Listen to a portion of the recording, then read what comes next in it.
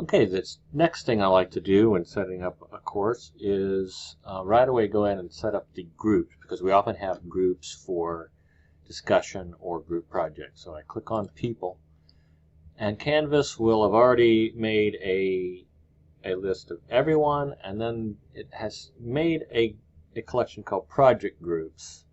I usually just like to call it Groups. So I'm going to go into Project Groups and just delete that. And let's start from scratch. So now we click on Add a Group Set. We call our set Groups, not Project Groups.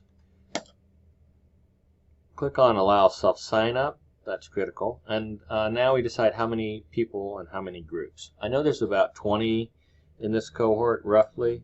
So this is going to be up to faculty, but I'm going to guess that it would be good to have 4 groups of 5, and that would accommodate 20. So we've allowed self-sign-up, I click Save, and now we have 4 groups.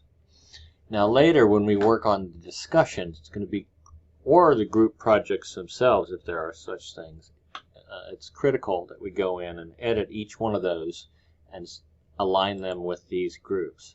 So I'm going to go ahead and do this on week 1 discussion and just demonstrate that. So I'm editing week 1 discussion, and you'll see there's a checkbox for this is a group discussion, and it says group set, select group category. This is where it's critical that we pull this down and select the group set that we just created called groups.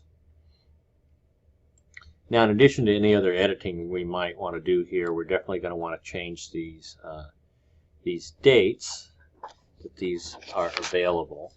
So typically I just click on the little calendar icon, and we're going to go all the way up to January, because this course actually begins on Monday, January 9th. I'm going to let this discussion open up 1 minute before then, on the 8th at 11:59 p.m. I tend to use 11:59 because it's very clear what time that is, whereas if you put 12, it can be confusing whether you mean 12 midnight or 12 noon.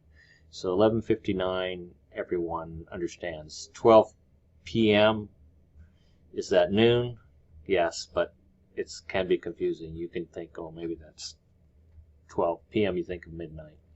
Anyway, so we've set that, and now we want to leave it open till the end of that week.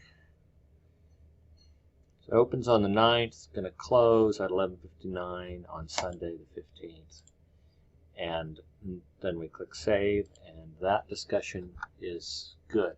Now it's critical when you come in here and you see, since this is a group discussion, each group has its own conversation. Here's the ones you have access to. And notice that our 4 groups are listed here. If our groups weren't listed here, that tells us that we have not edited and set that up.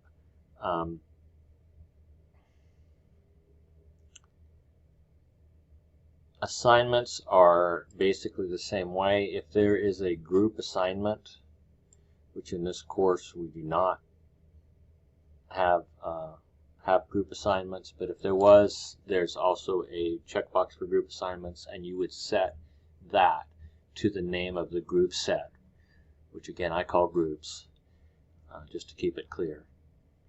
And that's very important that you do, especially in discussion, because if you don't have the group set up right and students post and they're not a member of the group, it just can end up going into a black hole, and that discussion will not be seen. And that is most unfortunate. That's another reason why we encourage students to write their discussion in something like Microsoft Word and then use copy and paste, so that if anything like that does happen, that they can still get it back and repost it a lot easier.